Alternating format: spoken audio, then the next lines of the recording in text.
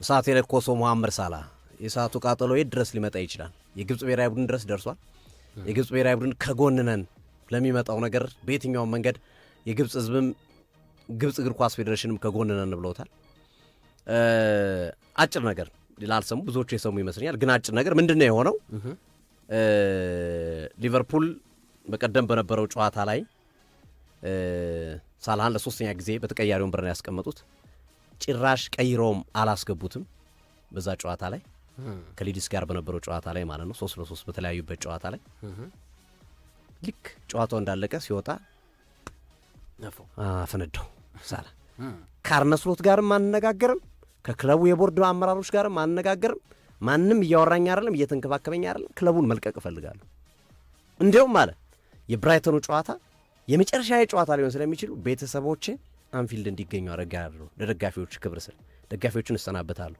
ከዛ ወደ አፍሪካ ዋንጫ ነው የሚሄደው። በጥሬ ዝውውር መስኮት የሚሆነውን አላቅም። የመውጣት እድል ሰፊ ነው። ይሄ ነው ሲጠቃለል አጭሩ ነገር የተቀመጠው። መሐመድ ሳላህ ኮንትራት አለው። አስደንጋጭ እንዴ! ባለፉት 3 ዓመት እኮ ነው የሰጡት። እንዲሁም ለ33 ዓመት ተጫዋች እንዴት 3 ዓመት ይሰጣል ምናምን እየተባለ ከፍተኛ ደሞዝ ነው የሰጡት ራሱ ከሳውዲ ምናምን የቀረቡ ጥያቄ። እሱም ጥቅሙን ትቷል። በነገራችን ወደ ሳውዲ ቢሄድ ከፍተኛ ገንዘብ ያገኝ ነበር። ግን ሊቨርፑል እና እሱ ምንድነው የሚለው ጫማዬን መስቀል የምፈልገው በሊቨርፑል ነበረ። አርነ ስሎት ስልክ አያወሩኝ፣ አያናግሩኝ፣ ፊት ነስተውኛል። እንደዛ ካንተ በላይ ንጉስ የለም እያሉ በየቀኑ የሚደውሉልኝ ሰው፣ በየቀኑ የሚለማመጡኝ ሰው አሁን ፊታቸውን ጀርባቸውን አዙር ለማናገር እንኳን ፍቃደኛ አይደሉም። እኔ ይላል ትንሽ ስሜታዊ ሆነ ይመስለኛል። እንትኑ ማለት ንግግሩም ይሄ የተናገረበትም ሰዓት ታይሚንጉም ሁኔታውም ውጤቱ ምናምን በቃ ማለት አንደ ግጥምጥም ማለት እሳት ቤንዚን ምናምን መጨምረው ነው እና ትንሽ ቸኩላል የሚሉ ሀሳቦች ይነሳሉ። አሁን ማይክሎይን ካላጋር እንኳን ጋር ጸብ ናቸው፣ ከድሮም ጸብ ናቸውና እንዲሁም ተናገረ እነ ካላጋር ምናምን ይሳደባሉ፣ ይሳደቡ ችግር የለውም እኔ ስራዬን ነው የምሰራው ምናምን ብሎ ተናግሯል። ካላጋር እንደራሱ ነቅሮታል ተናግሯል። ካላጋር የእንግሊዝ ሚዲያ ሁሉ ተናግሯል። ሃሪ ኬን 10 ጨዋታ በተከታታይ ጎል ሳያስቆጥር ሲሄድ ነገ ያስቆጥራል ሃሪ ኬን እያሉ ነበር እንግሊዝ ሚዲያዎች ሲዘግቡ የነበረው። የኔን 3 ጨዋታ ተቀያሪ ወንበር ላይ መቀመጥ ግን እንደ ትልቅ ኢሹ አድርገው ሲያራግቡታል ይላል መሐመድ ሳላህ። እና ስቦዝ ላይን የመረጡበት መንገድ አሁን ሳላን እያስቀመጠ ያለው ስቦዝ ላይ ነው፣ አሰልጣኙ ታክቲክ አማካኝነት እና ምንድነው ኮር ፖይንቱ ብዙ ቦታዎች ላይ ብዙ የሜዳ ክልሎች ላይ የሚረግጥ ተጫዋች ነው ስቦዝ ላይ የሚል ሐሳብ ነው የቀረበው። ሂት ማፑን ብትመለከተው እዛም አለ እዚህም አለ። አጠቃላይ ወርክሬቱ የስቦዝ ላይ ከፍተኛ ስለሆነ ነው እና ከተመለከትከው የቀኝ መስመራቸውን አርኔ ስሎት እኔ አርኔ ስሎት ጣት የሚቀስረው አርኔ ስሎት ላይ ነው። ተጠያቂው እሳቸው ናቸው ማለት ሊቨርፑል እያጣው ያለው ውጤት በሳቸው ምክንያት ነው። አሁን ሳላሽ ይጎዳሽ ሳላሽ አሁን ብቃቱ ጥሩ አለ ማለት ሳላሽ ተጎዳም ሰዋይ ስለሆነ ተጎዳል። እሺ ሳላ ባይጎዳስ የሊቨርፑል ብቃት አስተማማኝ ነው?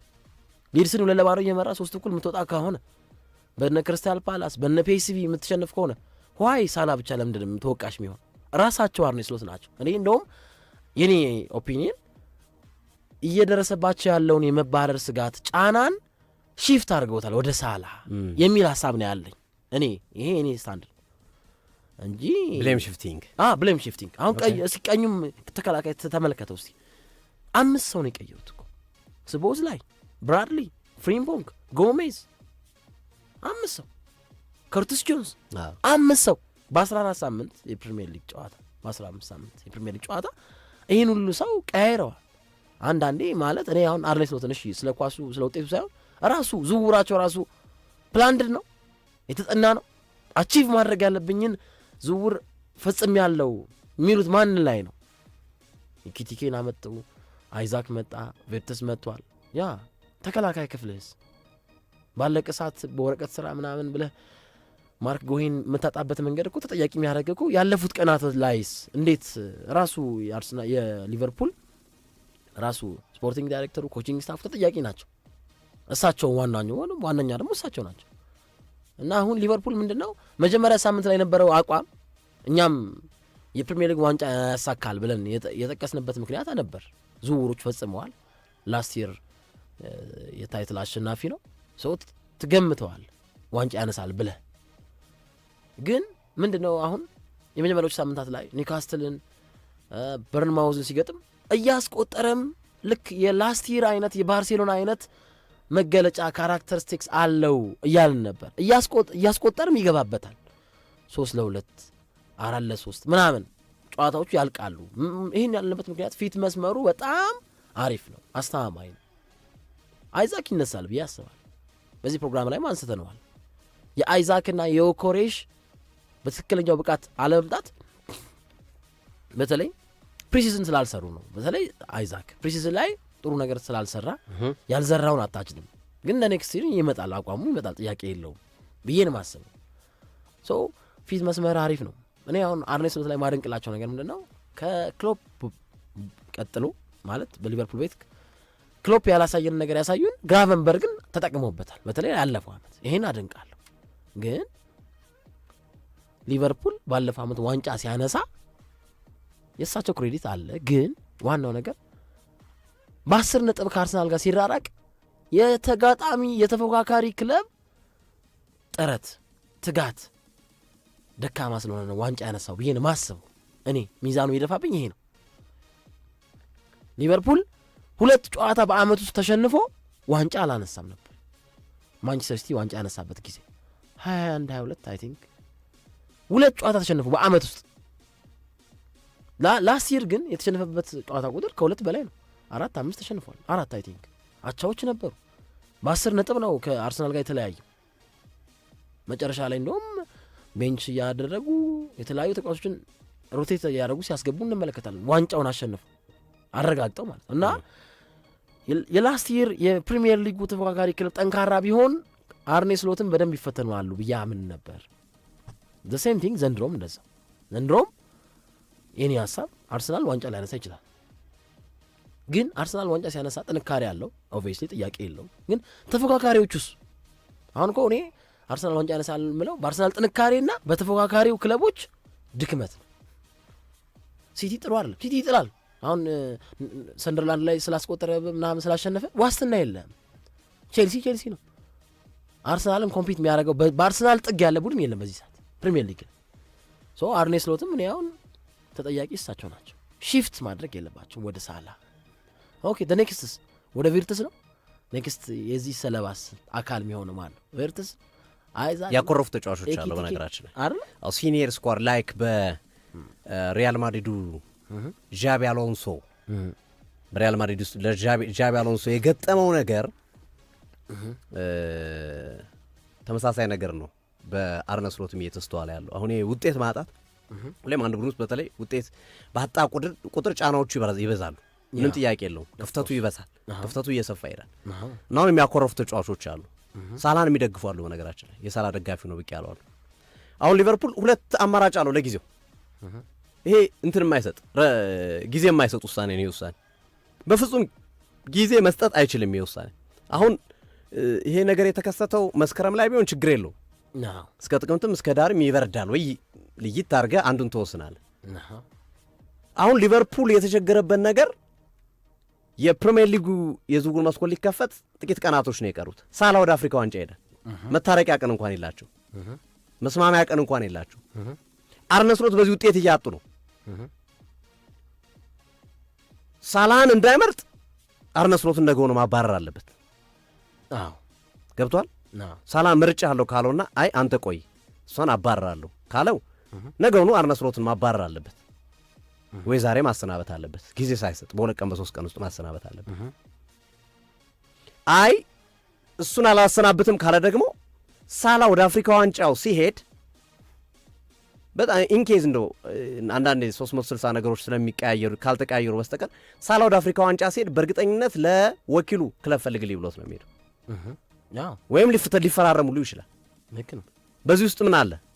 አርነ ስሎት ውጤት ሊያገኙ ይችላሉ። አናውቅም። ካሸነፉ ቀጣዩን ሳምንት ከዛ ያለውን ሳምንት ቢያሸንፉ ማን ይመርጣል ማለት ነው? ሊቨርፑል አርነ ስሎት ይመርጣል። ከዛ በኋላ ቢሸነፉ አርነ ስሎት የሳላን አገልግሎት ያገኝም ደን በቃ ከሳላ ጋር ይቆራረጣል ሊቨርፑል ማለት ነው። አሁን ይሄ እንዴት በጣም ከባድ በህይወትህ እንዲህ አይነት ከባድ ውሳኔዎች ገጥሞ ያውቁ በላይፍ ራሱ በጣም ውስብስብ ያለ ነገር። አሁን መስከረም ቢሆን ወይ የካቲት ቢሆን ይሄ ነገር የተፈጠረው ዝውውር መስኮት ተዘጋ በኋላ ቢሆን ወዶ ሳይሆን ተገዶ ተቀያሪ ወንበሩን ማስቀመጥከው ኦቨር ቤንች ማረቅ ቁጭ ይላል።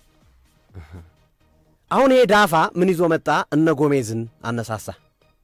እንዴ ሳላን የሚያክል ይዘዋል። እነ ጎሜዝ አብረው ተነሱ ከሱ ጋር። ማካሊስተር ከሳላ ጎን ነው። ከሳላ ጋር ከሆኑ ተጫዋቾች መካከል የሚጠቀስ ነው ማካሊስተር። ሳላን የሚደግፍ ተጫዋች ነው ተነስቷል። ኢብራሂማ ኮናቴ የራሱ ችግር እንዳለው ነው። አሁን ምን ሆነ? አንዴ ታስታውሳለህ በፓሪስ ሰን ጀርመን ላቲኖቹና አውሮፓዎች ሲከፋፈሉ ምባፔ ደጋፊዎች እነ አሽራፍ ሀኪሚ ምናምን ሆኑ። የኔማር ደጋፊዎች ደግሞ ላቲኖቹ እነ ሜሲ እነ ማርኪኒዮስ ምናምን ነው። በትንቱን ወጥቶ ነበረ ቡድኑ። አሁን አርነ ስሎትን የሚደግፏቸው ሆላንዶቹ ናቸው። ግራቨንበርግ፣ ጋክፖና ቫንዳይክ እነዚህ አይነኬ ናቸው። በቡድን ውስጥም እየተነኩ አይደለም። ጋክፖ እድሜ ለሉዊስ ዲያዝ አሁን ቦታውን ይዞታል። ማንም አይነካበትም። በሌላ አቅጣጫ ደግሞ የተከፋሉ። ኩርቲስ ጆንስን ጨምሮ ደስተኛ አይደለም። ኩርቲስ ጆንስ ኬዛ ደስተኛ አይደለም። እነዚህ ተጫዋቾች ደግሞ የተቀያሪ ወንበር ላይ የሚቀመጡ የተከፉ ከዚህ በፊትም ጫና አሁን ዋተሪው እንደሆነ አይተዋል። በቀደም ለምን እንዳስገቡት በእርግጥ ለመከላከል ነው ይገባኛል። ግን አሁንም በመልበሻ ክፍል ውስጥ ያላቸው ተሰሚነት እንዳይቀንስ ነው። ዋተሪው እንደሆነ ወዴት ነው የሚሆነው? ወደ እነ ሳላ ነው። ምን ጥያቄ ነው። ስለዚህ ይሄ ነው ሊቨርፑል ቤት ውስጥ ሳካ የለኮሰው እሳት በብርድ ልብስ ወይ በውሃ ወይ በምናምን አድርገህ የምታጠፈው አይደለም። ብዙ ነገር ያጋያል። አርነ ስሎትንም ሊያጡ ይችላሉ ወይ ሳላን አርነ ስሎትን ካቆዩ ስቲል አሁንም አመፁ እንደቀጠለ ነው የሚቀጥለው በሊቨርፑል ቤት ውስጥ። ልክ ነው። እኔ ዋይዝሊ ውሳኔ ካልከኝ አርነ ስሎት ውጤት አጥቷል። ውጤታቸው የሚሻሻል አይመስልም። ጥያቄ የለውም። ሊቨርፑል ከአርነ ስሎት ጋር ቢለያይ እመርጣለሁ። ይሄ ግል ሀሳቤ ነው። የሚቃወሜ ካለ መብቱ ነው። አርነ ስሎትን አሰናብቶ ሊቨርፑል ከሳላ ጋር ስቲክ አድርጎ ሌላ አዲስ አሰልጣኝ ስቴቨን ጀራርድ ነው እየታሰበ ያለው። ስቴቨን ጀራርድን ቢያመጣ ተጠቃሚ ይሆናል ብዬ አስባለሁ። ሳላ ቢወጣ አሁንም የሊቨርፑል ችግር አይቆም። ብዙ ያኮረፉ ተጫዋቾች አሏ። ግን ቢያንስ አዲስ አሰልጣኝ ሲመጣ ራሱን ለማሳየት ጊዜ ይፈልጋል። ቆይ አላየኝም እስከሚሄድ ድረስ ልጠብቀው የሚል ይኖራል። እነ ሳላህ ምናምን ደግሞ የአርነ ስሎት መሰናበት መነሳሻ ሊሆን ይችላል። ሳይኮሎጂካሊ አርነ ስሎትን ማሰናበት ነው በዚህ ሰዓት ለሊቨርፑል የሚጠቅመው። እርግጥ እነ ቫንዳይክ ምናምን ሊደብራቸው ይችላል።